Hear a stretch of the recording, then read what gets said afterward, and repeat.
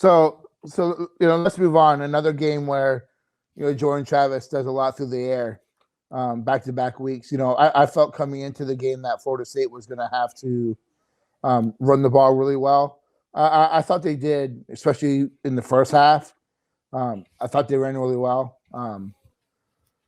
I was surprised they kind of went away from it, in the fourth quarter, especially taking away Travis's legs, and I felt they got a little pass happy. But your thoughts on Travis playing another really solid game through the air? He's really starting to come around and starting to grow on me some, and some of it's starting to is on Norvell and Dillingham, like really learning what he can do and putting him in positions to really be comfortable. But that's not all of it, because you look at even the downfield passing and stuff like that, and even that is getting more on target, and making better decisions and stuff like that. There's still some dumb decisions, like taking that sack on that first drive, taking us out of field goal range. Like you can't take that sack. You got to do something. You can't take that sack.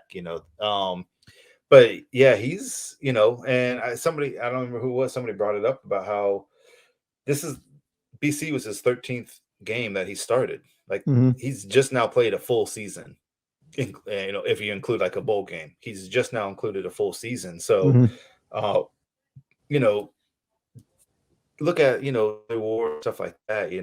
How many quarterbacks did we see struggle year one and dominate year two and after and stuff like that? So I don't know if I'm going there yet, bro. I ain't going there yet. No, I'm not saying he's Charlie Ward. I'm just making that comparison, as far as not that he's Charlie, but you see that a lot. And one thing Jordan has that a lot of those other dynasty quarterbacks had that Jordan doesn't have is they had 2 or 3 years in the same system learning before they played one snap at all. Whereas Jordan has been in this system for a season and a half, and it's only 13 starts. So, I don't think his ceiling is that high or anything like that. But, if you had asked me if he was a starting quarterback next year and we get a few good receivers and a little bit better offensive line, can we be 8 or 9 wins with Jordan with the right pieces around him? Sure, absolutely. I don't think he's going to be one to hold us back that much. I know there are people who do, but I just don't think he is. Yeah. Well, what was his stat line? I know he had 3 touchdowns, and that catch by McClain was beautiful. So he was 20 of 34, 250 yards passing, 3 touchdowns, no interceptions, 150 QB rating. And how many on the ground? He only had 26 on the ground, but they were really keen on him.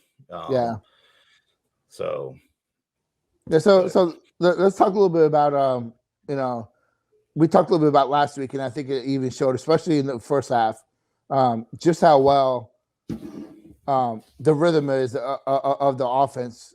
The play calling. I think Norvell and Dillingham definitely have had. They got it figured out a little bit in terms of what this offense can do really well, and I think they're putting the whole entire offense in good positions to make plays. In the first half there were quite a few drops. So some plays that FSU could have, kept drives going and put up some more points. They were up 19 to 6 at the half or whatever it was. Yeah, and they could have. It really could have been over 24 points in that first half. But you look at how they're using guys in the passing game and what they're doing to get Travis, and I agree. I think they've done a tremendous job, scheming this offense to be more efficient. Yep. I think earlier in the season, people question, okay, what's the bigger weakness? Is it the receivers or the quarterback or the offensive line? And right now, I don't think it's a question. It's definitely the receivers. They are holding the offense back more than anything, and they're playing better. They're playing better. Some of it's starting to get Douglas more involved, getting him out in space and stuff like that. But just in general, there's just too many drops and not enough tough catches made, and just not enough open receivers. Majority of the time do have it's a open receivers. It's like a scheme. Like we've Mm-hmm. schemed them, on a play action or something like that to where they're open. But you rarely see a receiver just running a route and getting open and allowing the quarterback to get in the ball. You just don't see that a lot. So, if we were able to get some guys in next year that were able to do that on a consistent basis, you see a vastly different offense. So they come out of the half and they go right down the field and they, they had that connection with McClain in the end zone where he makes a really great play on the ball. I think a lot of us probably thought that, hey, the scheme might be over. But what do you think was the difference between those halves, offensively for FSU? Other than the penalties. That's hard. Yeah, it's hard. I mean, there's not a whole lot different. We were doing a lot of the same stuff, it's one thing we talked about it like 2 weeks ago, I think, and I've talked about it with Staples many times, is like BC did change some things to try to take some of those the short passes and stuff like that away, so instead of us getting into like 2nd and 5, 3rd and 3 type situations, they were taking those away. So now we're more on 2nd and long, 3rd and long situations, which are more difficult, obviously, for us to get into. But, one of the things, like I was saying, me and Staples have talked about for the last 2 or 3 years is we just don't have the personnel that once the defense adjusts to take away what we're doing, we don't have the personnel to be able to adjust and continue to dominate. Like we were dominating them. We were just right down. The only time we didn't score was when the refs didn't allow us to score, and so once BC adjusted and they kind of took some of those things away, we just don't have answers. And a lot of that's just personnel. We just don't have personnel answers to be able to counteract. Everybody talks, they would talk about chess and stuff like that. Like once our opponent adjusts and they're playing chess, like we just don't have other moves to do. Like we have one way we can go in that game plan, and once that's taken away, we just don't have the options. And that's where the lack of talent that Florida State has right now on offense really comes into play. Like once those adjustments are made by the defense, we got nothing. Yeah. Coming into the game, Boston College was giving up 6 yards a rush on 1st down. So I do kind of think they went away from the run. I agree with you that Florida State does a good job of scheming their game plan, and once they get better players, it's an in-game battle. Adjustments are an in-game thing. So, I mean, there is a cap to what FSU can do offensively until they can continue to get better depth and better threats across each position. And that's just what it is.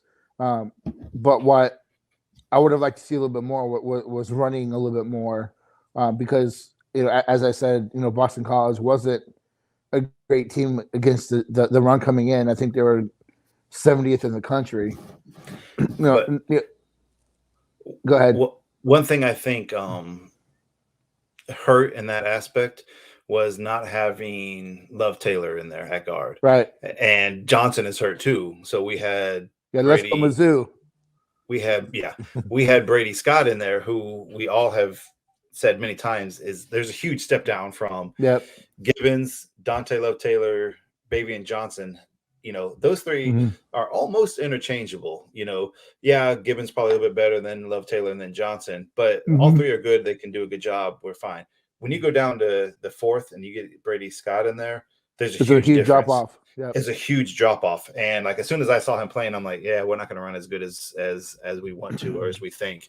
And then sometime there in the 3rd to last drive, I think it was, another offensive lineman went down. Was it Washington went down? Yeah, but he came right back in. He came right back in. Okay. Yeah. But some of that stuff, like, he's like, yeah, I'd like to be able to run anymore, but without that, with Scott in there, like how much can we've proven Mhm. game in, game out, every time he's in there, we're not near as good of a running team, good of a Mhm. team, period. So, that it hurts. And that's where, like, Norvell said last year, he's like, he wants 8 solid linemen. Mhm. Well, I think we have 6 right now. Right. We just don't have that 7th, Yeah. Yeah, person to be able to put they're in gonna there. need the emergence of Lloyd Willis and Rador. They're gonna hopefully can keep a guy like Schrader healthy, who's Hmm. show some promise early on. So, but that's on another day. So